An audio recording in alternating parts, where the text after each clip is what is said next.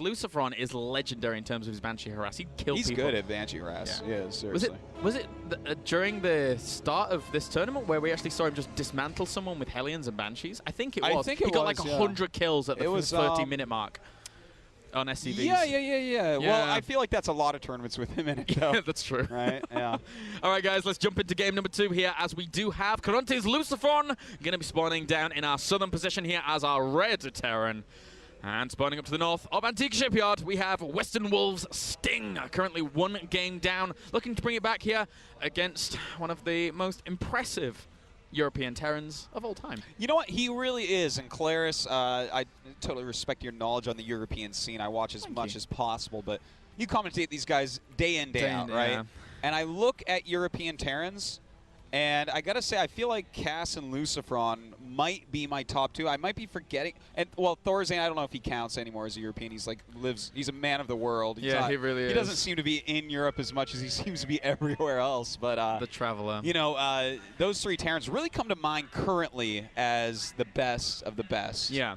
Is someone I'm forgetting? Is there someone else that's coming up that you really like? You know, I'm trying to think on it, but everybody that's coming up right now for me is just like Protoss and Zerg. If I can think of someone, I'm going to get back to you on this, because I'm going to think on it hard. Okay. Yep. All right. All right, so here we are. Lucifron going gas first, and actually Sting went gas first too. So looks like both these players want to tech up a little bit more this game. Yep. Again, I wouldn't be surprised in the slightest if we saw Lucifron go for Banshees. I mean, almost in every matchup, he makes them work so well because of his phenomenal control. Yeah. There's YouTube videos dedicated to how well Lucifron can actually control his Banshees. As there should be. Yeah. There needs to be more, because he is very good at it. There needs to be more, like an oversaturation of Banshee videos of Lucifron. You know, it's actually, here's another interesting thing that people haven't started talking about yet, because this is going to take a little bit to do anything, because they're making factories right now, so nothing's going to happen for a little bit. And I want to talk about this. This is an old StarCraft 1 thing that it was talked about at the pro level, but hasn't started in StarCraft 2 yet. Because we look at Lucifron, we're like, wow, his Banshee micro is really good. Yep. And in StarCraft 1, the equivalent of that was, in fact, Mutalisk micro, where it's like, oh my god, his Mutalisk micro is so good. But there was 2 different things that you had to do with Mutalisk. You had to have good micro, but you didn't necessarily have to have good micro to do a ton of damage. You had to know good attack patterns. Yes. Which isn't micro-based. It's like, okay, if I fly in here to attack, where's the next spot that I poke in? And where are the Marines of his going to move? Exactly. You have to kind of know that. You have to know which areas of the Terran base or the Zerg base or the Protoss base, whatever, when they'll be weak, at what times, for what reasons, and how do you move in there with the Banshees. And that, I feel like, is actually something Lucifron's very good at as well, that no one says it, but it exists, it is real. And another factor that comes into that is, does someone go a Viking first? How many gases has your opponent scouted out? And in terms of actual proper scouting here, we've seen Sting sees one of his opponent's gases, which is actually completely true, and Lucifron just hasn't scouted at all. So realistically, Sting here is anticipating this. So does he go for the Viking, despite already going for the Tech Lab on the Starport? Does he go for a Viking from the very beginning? I tell you what, make the Banshee then the Viking.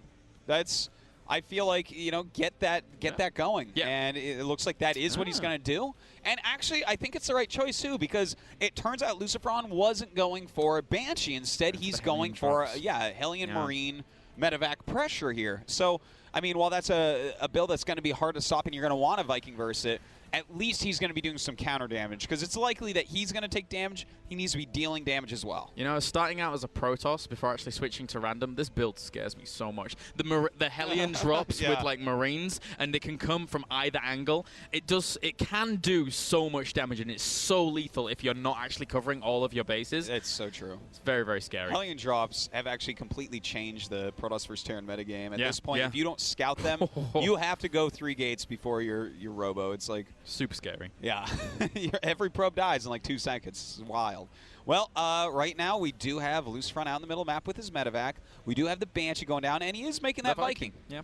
I mean, it's so important, right? I mean, it provides you so much stability going in here. And even against this, it can provide you the stability. Getting rid of that medevac, so important. Sting, though, realizes exactly what's going on, shuts that down wholeheartedly. This is actually super well done defense. I mean, look at the set of units he made. Did he want to make those at this point and have them in his base? No, but it's perfectly done, and now he has this counter damage going on, which is going to be really annoying for Lucifron. Yeah, especially since there's actually no Marines back there. If he keeps continuing bringing down that Marine count, there's actually nothing he could really do. Make the Viking himself, which he is doing, but he can't do anything until that one Viking gets out because of the way in which his entire army is positioned. And that Viking is like really far off from being finished, which is unbelievably annoying. He's going to get a lot of kills with this Banshee, no doubt about it. He has 8 kills already, and that's just going to go up. Clever decision from Lucifron, though. He is hanging around that star pot, waiting for it to pop out, so the Banshee is really close to it when it actually comes out.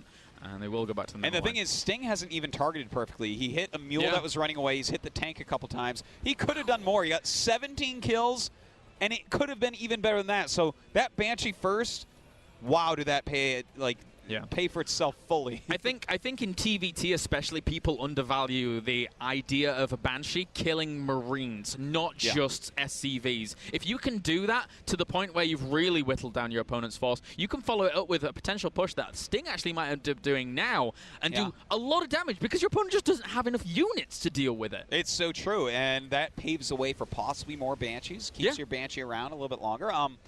I mean, yeah, it's an interesting point, and in fact, Wolf has actually brought this up several times, how he feels like he almost wants to kill Terran Army more than Terran SCVs because of the mule. I sometimes feel that as well. Sometimes, yeah, it is the right decision at points. Yeah, I mean, again, playing random, my TVTs do revolve quite a bit around the idea of Banshee harassment early on. It's really, really strong for both aspects. So, I mean, Sting now still poking him. He's utilizing the Viking range of that so well there. Yeah. Wow. Sting is like a new player this game. I feel like this opening really suits him better than what we saw last game. And, I mean, everything's going very well for him. Gets all 3. That was a beautiful shot. That really was. Lucifron there having a little bit of an unlucky lineup, but, I mean, the architecture of the map really doesn't benefit him there at all. Right now, Lucifron cranking out his siege tech. He will have that little advantage. But, again, with Sting back home already supplying himself with a command center as well as it being mined from right now.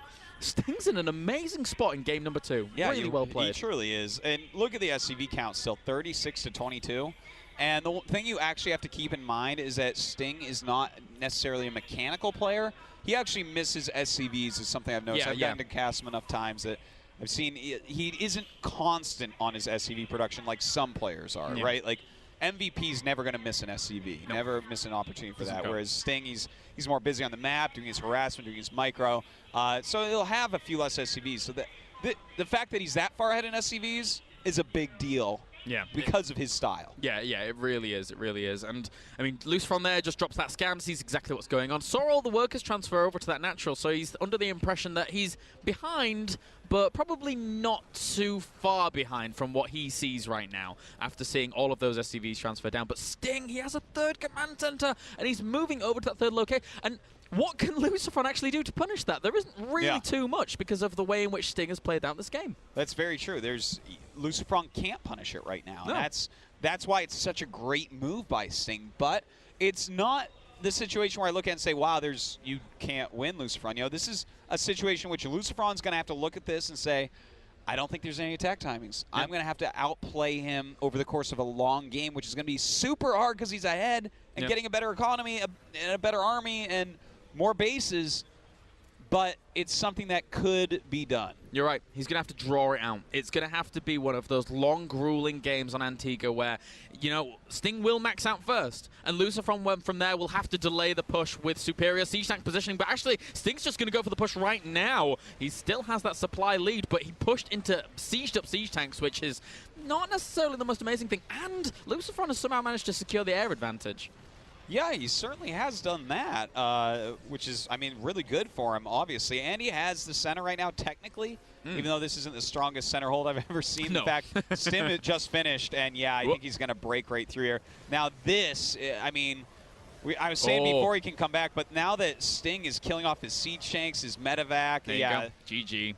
Lucifron realizes that at that point, there's not going to be any chance. The setting up of the concave there in that last engagement for Sting, I mean, he had a lot and enough to break him anyway, right? But it's just these decisions from Sting just to make sure that his units are being utilized to the fullest extent is very, very nice there from Sting. And I mean, evening things up with Lucifron, that was a really well played out in game number 2, actually. Yeah. So I've had my speculations about Sting from time to time, but that was really well done. Look, I may not be the biggest fan of his music, but that Terran play was really nice.